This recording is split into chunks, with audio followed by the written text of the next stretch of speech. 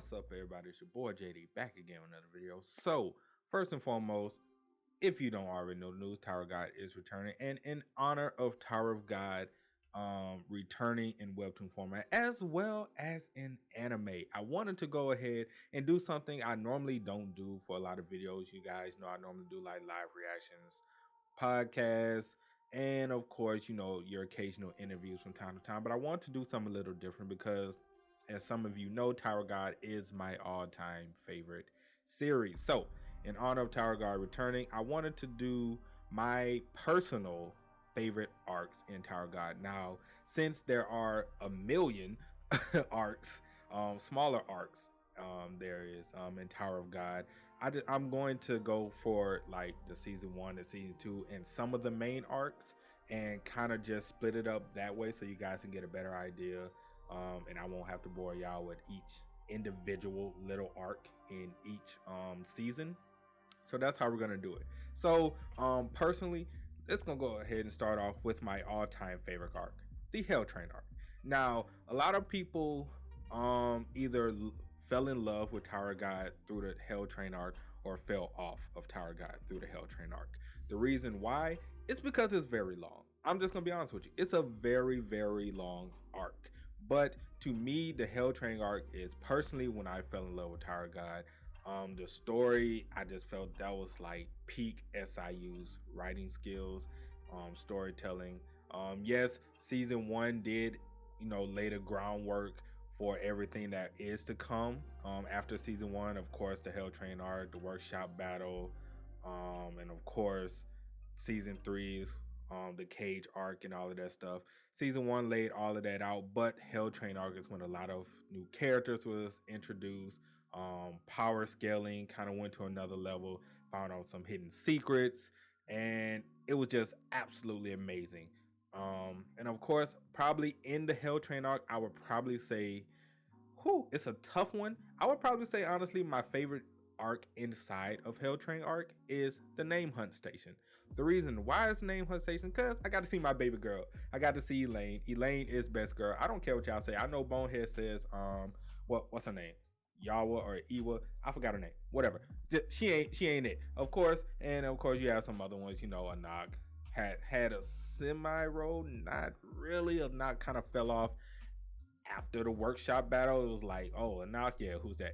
But yeah, anyway, Elaine, best girl, Name Hunt Station, I thought was great. I thought it was an interesting twist to all the different games and the stakes and everything, even though it may not have ended the best, but just for me, because of Elaine, that's really why it's my favorite arc.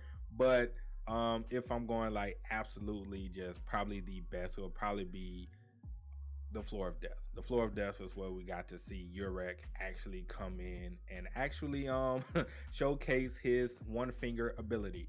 If you don't know what Urek's one finger ability, definitely go ahead and read up to that arc, and you will definitely understand why one finger in Tower of God is a very dangerous weapon, even more dangerous than the 13th months. Yeah, and we got to learn about Bam's hidden backstory, so that was always good as well. Now, after the Hell Train arc, and of course the Hidden Floor, you have so many. Hell Train arc just has so many, from Revolution Road to the Dollar Show to Yuri Zahard when we found out stuff about her. Of course, the Name Hunt, Floor of Death, the Hidden Floor is so many different things. All right, so after the Hell Train arc, which is also in season 2, I'll probably say my favorite is probably all of season 1, the season 1 arc, mainly because it set the mood, it set the world building of Tower God. It put everything in motion. It's where you was really introduced to the tower, and it's where a lot of people did fall in love with Tower of God. Season 1, of course, Hidan's Floor, and you got to, when you first introduced to Bam, you first introduced to Rachel, then you have Evan Kale's test, or Everkale's Floor, Everkale's Hell, whatever you want to pronunciate that translation, is where we got to meet probably arguably the best trio in all of one of the best trios in all of fiction, with Raccoon and Bam. And then of course you got to meet a lot of the characters such as Anak, and the rest of the crew. So it's always good, for season one. Everkill's floor. Then of course the crown game, which is everyone's probably one of everyone's favorite tests. You have some people who love Han Song's examination. Of course, you have the last examination. You have hide and seek, and you have the epic push that really set a lot of people over the edge, and where I fell in love with Rachel. That's a story for another day. Yes, I said it. So going on to probably my favorite arc after that, I would probably say, even though it might not be might not be a favorite of a lot of people, what I'm about to say, but I would say part 3, season 3 of Tower of God would probably be right after that. Now I know a lot of people like, yo, season 3 is kind of iffy, but personally, after thinking about it and after having this long hiatus that Tower of God just went through, season 3 was actually very good. Now that I just think about it, yes, it started off slow. And I think that's probably one of the big letdowns of season 3, where it started off so slow because they introduced a lot of characters that either one barely had any impact and didn't make it to the end of the season, and it was just kind of like, yo, you're gonna get introduced to these new characters, but they're not gonna really be the main driving force of season 3, so like, of course, Ding Ding, and it was like, ugh, Ding Ding, like, really? Just thinking back on it now, it's like, we could have done without so much emphasis on Ding Ding through the beginning half of season 3, but I guess he served his purpose. Okay, he served his purpose. He was there. He did what he had to do when he was there. Granted, it wasn't anything great that he did, but I guess it moved the story. But season 3 is where I think Tower of God is taking his next step, as far as just pushing the story along. Now, I'm not saying season 3 is perfect by any means. I'm not saying each and every arc that I've named is perfect. Every arc has its downsides, and that's okay. That is really okay. But I think the fact that we got to see a lot of high rankers in season 3 kind of made it a little better, because to me, yes, I'm not a meathead. I do love stories, but I do like fights and I do like to see characters grow.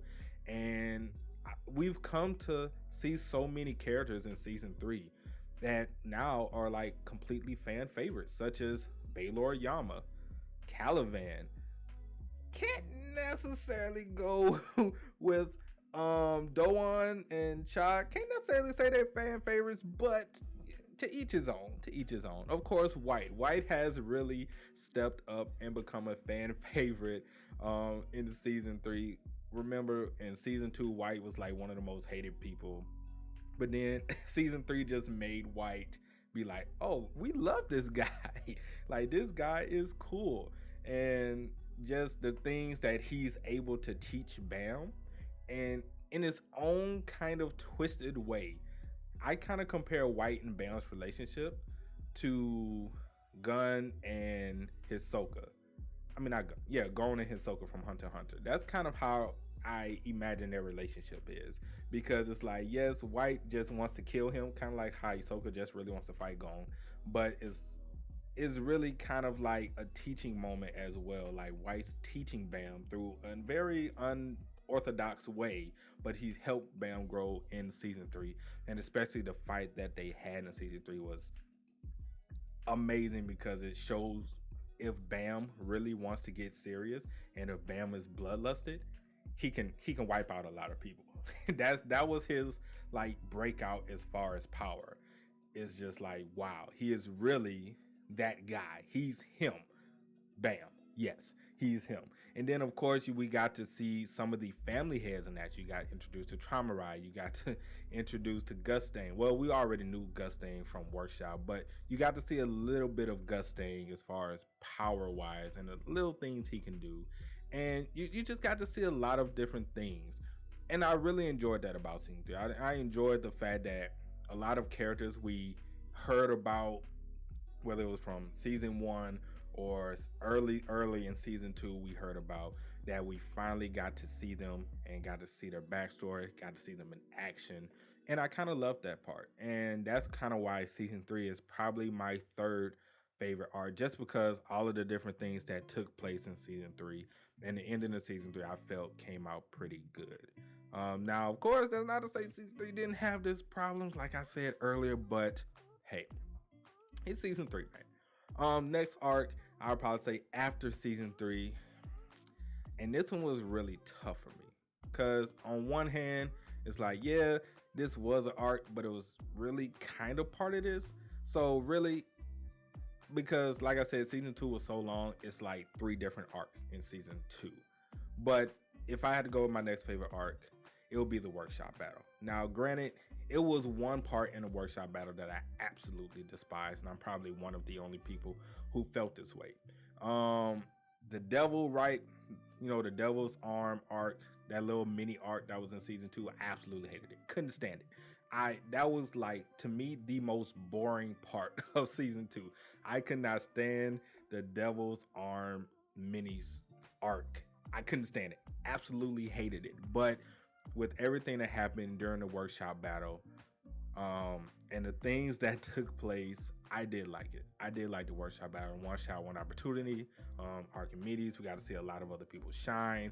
Anak got to introduce to Rand. So, and Rand and Nox fight, one of the best fights in Tower of God. We had the tournament. Now, granted, you know, you had some people they hyped up in Tower of God in season two, the workshop battle, which was Mad Dog, which we don't talk about Mad Dog. Don't talk about him. Failure. Well, we got to see some other interesting characters, got introduced to a certain thing, I will say. I'm not trying to spoil for it because season two is right around the corner, anime. I'm not going to spoil, but we did get introduced to a certain thing or person named Emily. Emily. But a lot of people didn't like Emily as well. But workshop battle was good for what it did. It did continue the story of Tower Guy. We did get introduced to more people. It's when we first, you know, got introduced to a lot of fights and stuff like that. And it also showed Bam's growth. It showed how other people liked, you know, Bam and how he's kind of brought two different groups together, Team Sweet and Sour and the original team that we all met. So like that part. Next, Princess of Heart, loved that part as well. Is where we first got introduced to Wang Nan, Team Sweet and Sour, a lot of them. It was cool. Wasn't like the best out of every single arc that was in season two, but we did get introduced to a lot of new characters. And then you have the Zagaina's Flower little part where we kind of got to see Urek again, where him and Bam kind of had like a little, let's say, discussion per se. But that arc, it was cool. That arc also started off kind of slow, and especially if you're coming from season one, you're like, I want to see what's happening with Anak. I want to see what's happening with Shibisu. I want to see what's happening with Dorsey. Where's Kun? Where's Rachel? But it just completely skipped by that, and a lot of people kind of like, ugh, now I gotta, you know, get used to all these brand new characters again, and I still want the old characters. But we've come to learn teams, you know, come to love Team Sweet and Sour, and I'm happy for it. Looking back on it, I'm glad that arc exists. I'm glad it was done the way it was done. But of course, first time reading, you're like, why? Why, bro? Why do I have to do this? And last one is the last of my least favorite arcs. I would probably say it's the Last Station, mainly because it was just kind of like the end of Hell Train. It wasn't really big per se, but it was the end of Hell Train arc. And to end Hell Train with the Last Station, I'm not saying it was like completely horrible, but at the same time, it was just like, look, we're leaving the train. We have to escape the train. And by escaping the train, we have to go through certain people. And that was pretty much it. It wasn't really like a lot to it. Yeah, we got to see Evankhell. I think that was when we really got introduced to Evankhell, got to see her and kind of see a little bit of her power. Of course, you had Karaka, and we got introduced to Caliban, and he had the Jin Sun fight with Caliban and everything. So yes, that part was cool, but at the same time, it was like, you know, it was cool, but just compared to the entirety of Hell Train, it was like, you know, it was just like, you know, the ending of it, you know, just wrapping up some loose ends and just getting everything getting ready for season 3. So that's pretty much how I viewed the last season. But nonetheless, each and every one of these arcs was absolutely amazing. They were good in their own right. If you love one arc more than the other compared to how I felt about each and every arc, that is perfectly fine. I love Tower of God in its entirety. Yes, it's not perfect, as we all know. There are things that, of course, we wish could be different. Writing things we wish could be different. Plot holes we wish didn't exist. And of course, we wish a lot of these side characters were able to grow along with Bam instead of kind of where we are now, where it's a big divide between Bam and the rest of the characters. But overall, Tower of God is still one of those series that's great in storytelling, lovable characters, great world building, and it's just a joy to read. And I just love it. I love Tower of God, and I'm happy it's back. I'm happy I get to continue this journey and continue the climb of the tower. But that's it for today's video. Hope you guys enjoyed. You did. Make sure to drop a like, sub to the channel, and let me know in the comment section below, what is your favorite arc in Tower of God?